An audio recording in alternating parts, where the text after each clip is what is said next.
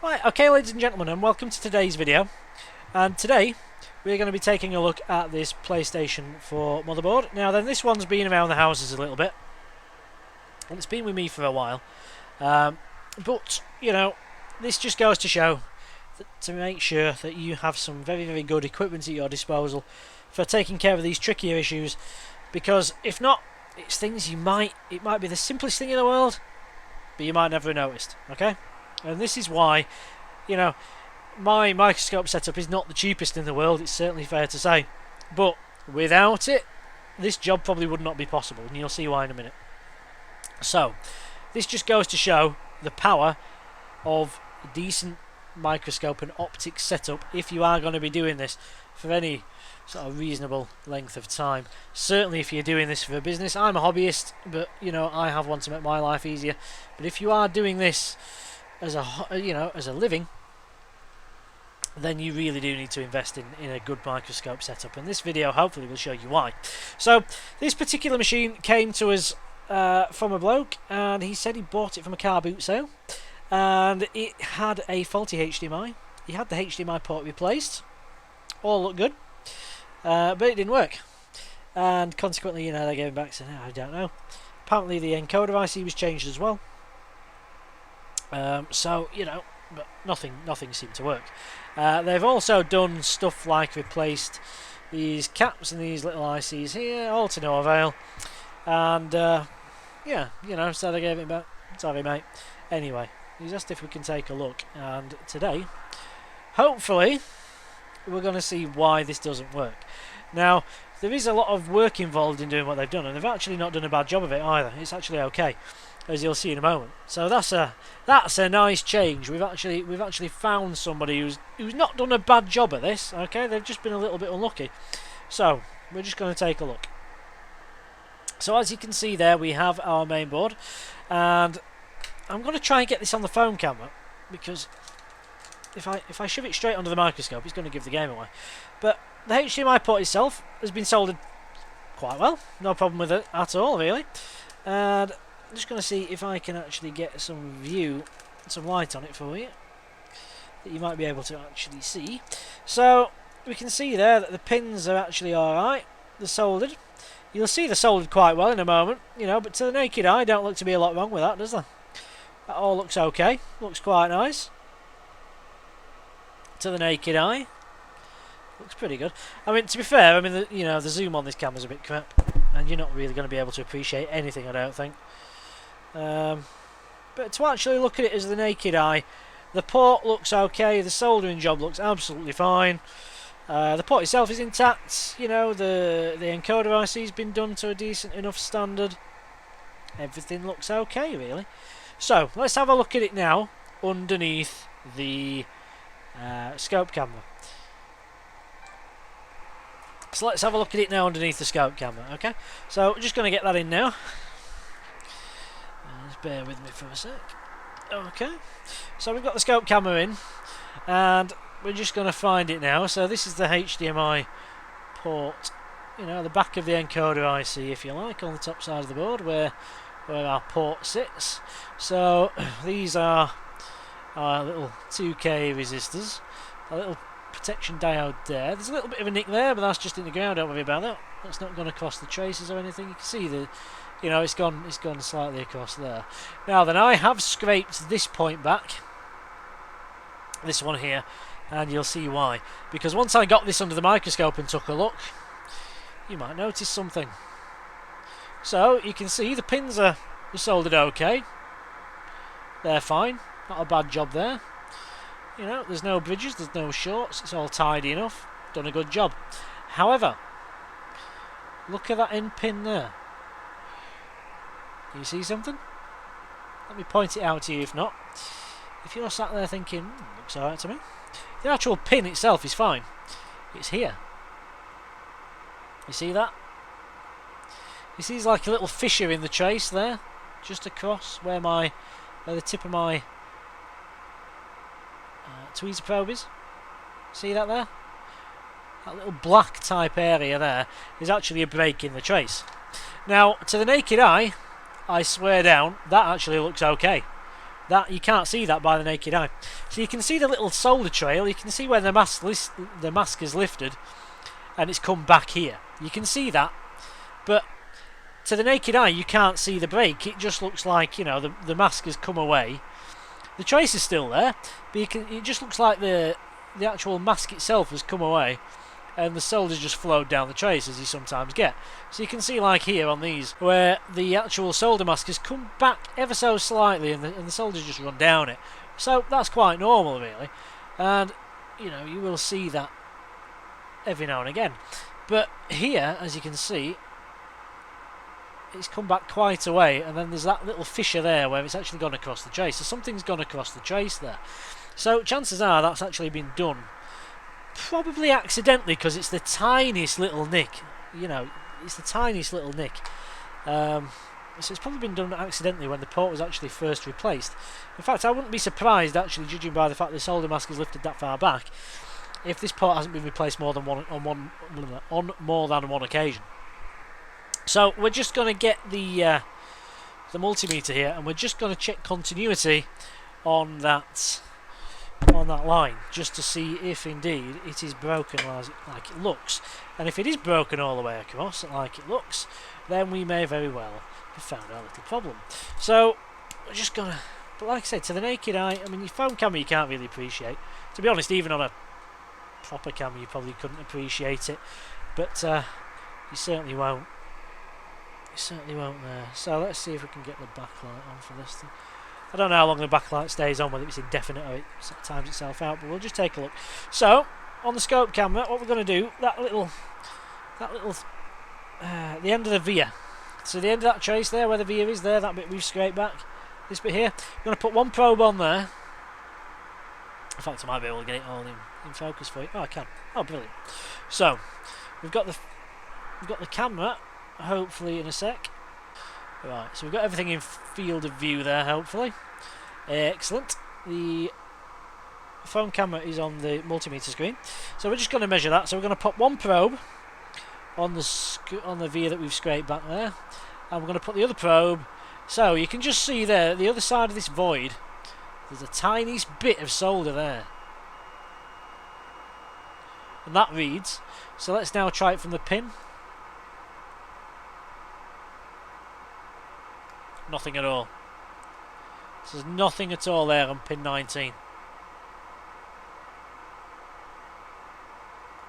Nothing at all. All the way down that via. All the way down that trace even, sorry. That's where the break is, and then at the other side. So it looks like we have a break. It looks like we have a break in our trace to pin 1 actually, sorry, pin 19 to pin 1. So what we're going to try and do is, there is the tiniest little bit of solder the other side of that, and it doesn't look the biggest gap in the world. So what I'm going to try and do here is straighten the microscope camera. I'm going to try and scrape that back ever so slightly. So I'm going to use the blade of the tweezer.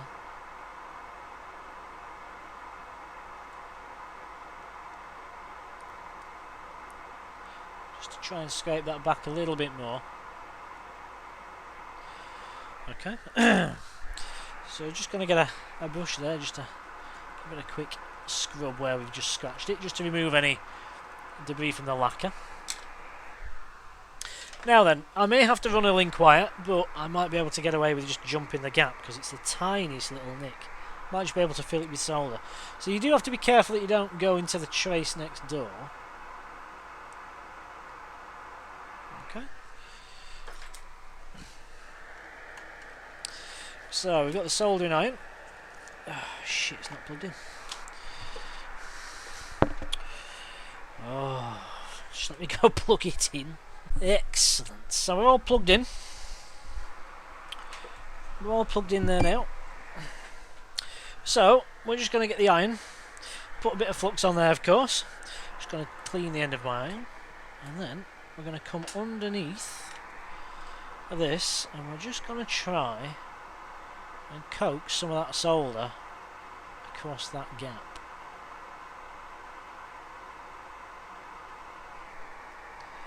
If we can. We might have to run a link wire. We might not. We might get away with it.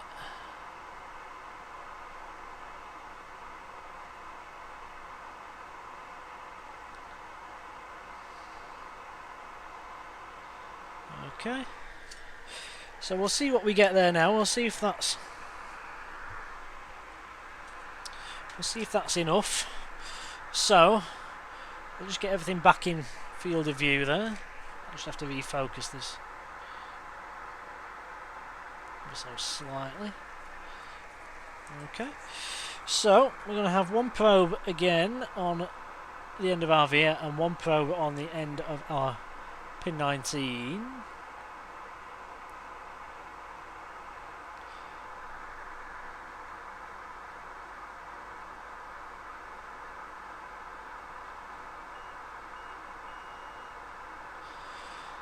No. So we're still short. Okay, so no problem. No problem at all. Okay, so I'm just going to try and add a tiny bit of solder to the end of my soldering iron tip.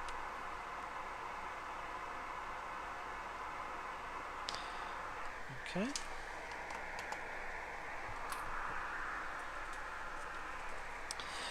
I'm just going to test again now.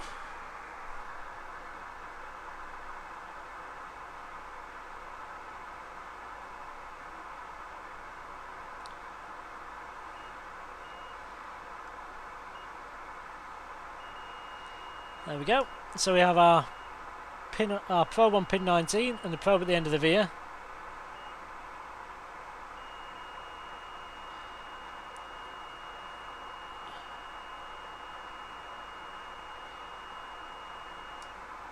And you can see there now we have a beep and we have shown continuity. So we're just going to clean that off with a bit of IPA. Give it a bit of a rub with the brush.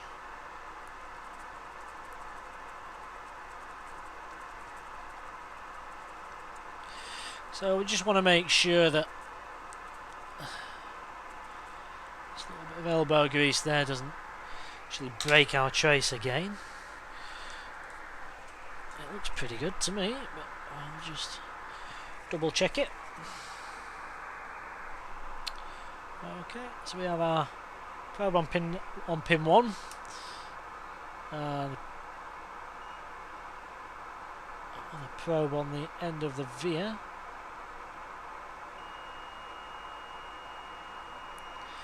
And as you can see there, we have 1.1 ohms. That's continuity, ladies and gentlemen. So that's all looking really rather good.